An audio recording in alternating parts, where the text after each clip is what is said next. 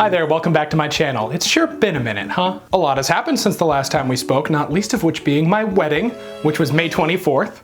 Or at least it would have been. It had to be postponed because of, something or other. We also moved, as you might be able to tell by the fact that I'm now filming in front of a void.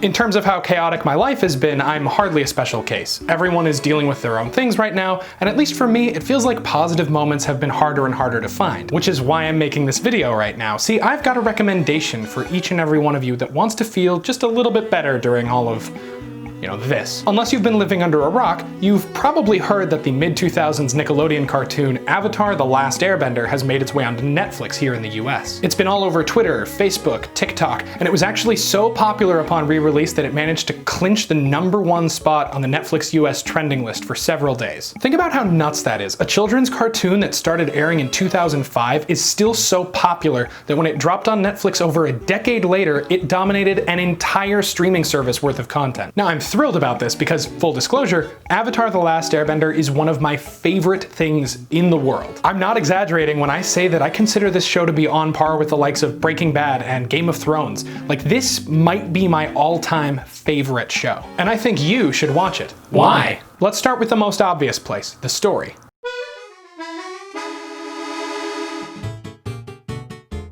For those of you who've never heard of Avatar, and I'm not talking about Blue Pocahontas or that godforsaken M. Night Shyamalan misfire, I highly suggest you watch the first episode's opening sequence. It sums it all up perfectly. To give you a cut down version though, the world is home to 4 nations: the Fire Nation, the Earth Kingdom, the Water Tribes, and the Air Nomads.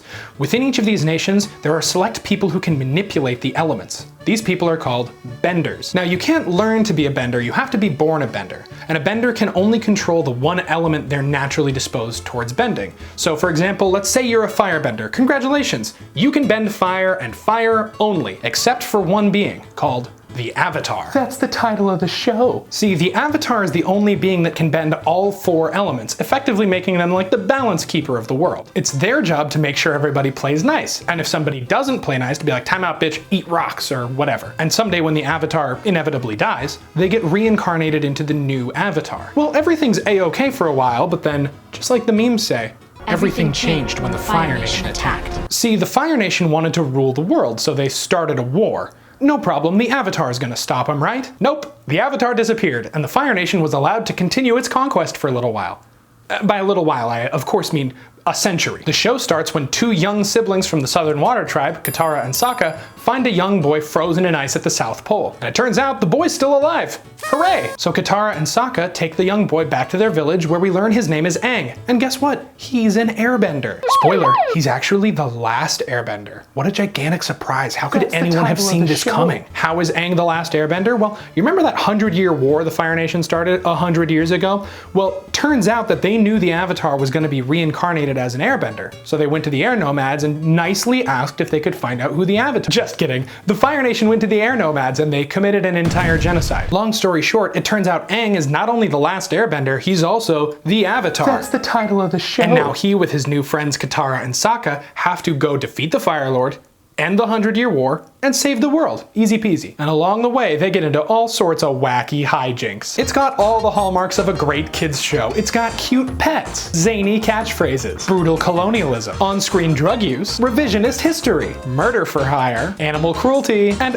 oh yeah, grappling with the after effects of literal fucking genocide. And I'm not talking like there's a really good article on the internet about genocide in Avatar. I mean like, you're forced to reconcile with it face to face in the 3rd episode. That's not hyperbole. I literally mean episode 3. Like, yeah, it's a kids show, but it's tackling these huge societal issues head on, and doing so in a way that anyone of any age can learn something from. When someone whose family was killed by the Fire Nation attempts to murder an entire village of Fire Nation civilians in an act of revenge, there are big moral questions you have to unpack. When a pacifist is faced with the notion of having to murder someone in order to save lives, not unlike the trolley problem, there are big moral questions you have to unpack. And yet, even with these heavy moral subjects, the vast majority of the show is an ingenious and genuinely fun coming-of-age adventure tale.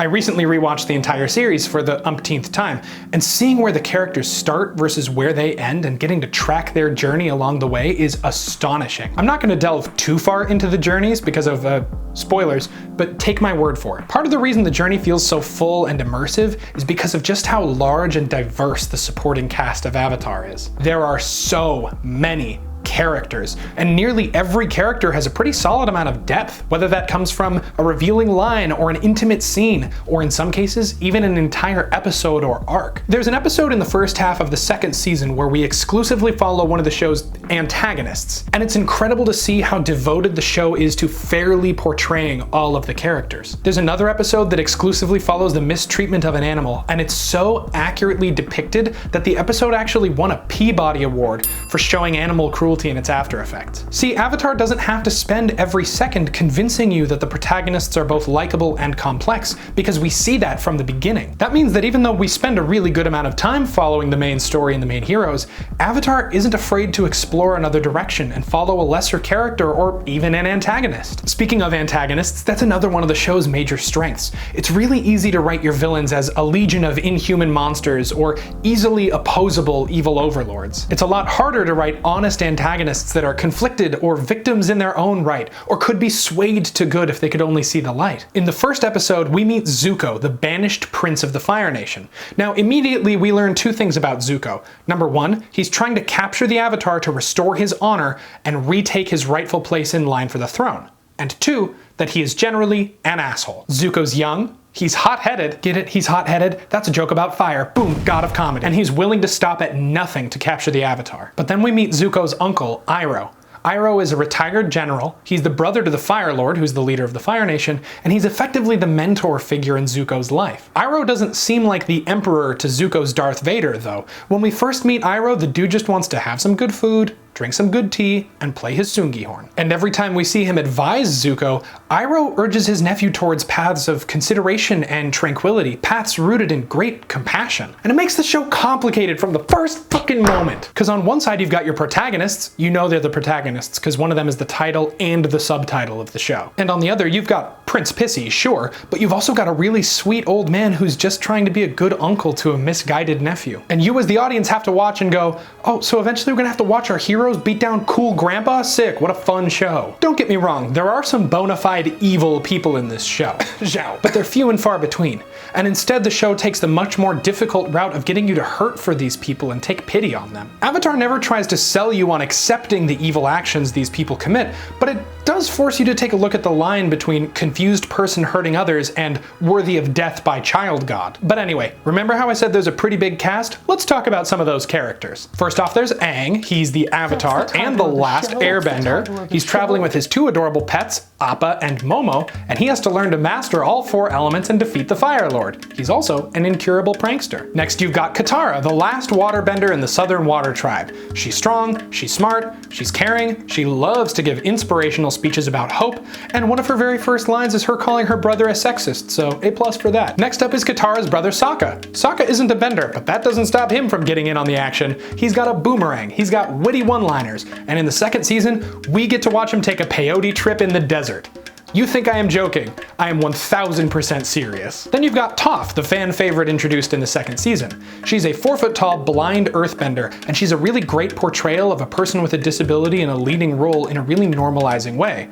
She's incredibly strong, she's confident in who she is, she's hilarious, she's vulgar, and she will kick your ass in no time flat. We already talked about Uncle Iroh and Zuko, but hey, did you know that Prince Pissy has a sister? Her name is Azula, and she is downright fucking terrifying. She's cold, she's calculating, she's incredibly smart, and when she firebends, her fire is blue, which means that it burns hotter than everyone else's because the blue part of a fire is the hottest, so she's like deadly scary. I'm not going to dive too far into other characters just because I don't want to spoil like the whole show, especially since this is a video to try and get you to watch the show, so if I spoil the show, I will have spectacularly failed at my job.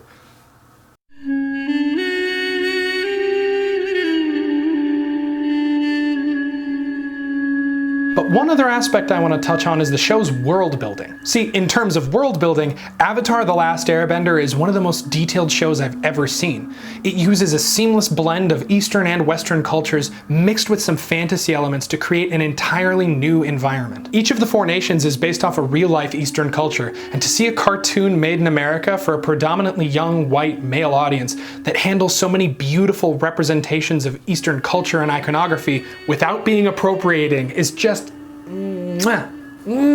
The bending styles in Avatar are each based off of a real martial arts style retold with painstaking detail. The clothing in Avatar is an accurate and respectful representation of so many different cultures' traditional clothing. And the music, oh man, don't even get me started on the music. Jeremy Zuckerman, who did the score for the show, did such a great job of utilizing instruments that are normally not represented in Western musical culture, like the pipa, the kalimba, the erhu, the guzheng, and he even created an instrument unique to the world called the sungi horn, made by combining the sounds of a duduk and a trombone. Anyone who's seen Avatar can tell you how amazing the music is. There's one song that's been referenced to the point of being a meme.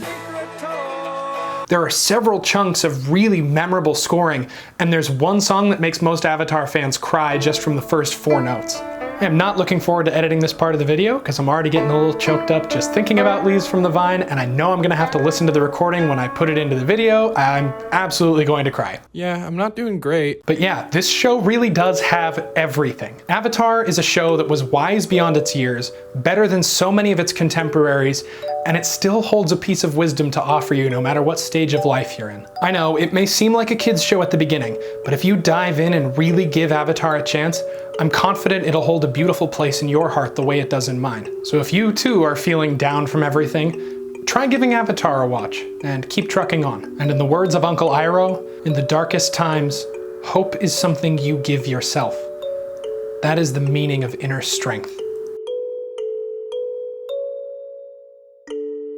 Sending love and inner strength to all of you. See you next week when I shave my head live on camera for your enjoyment. And until then, tell your folks I said hi.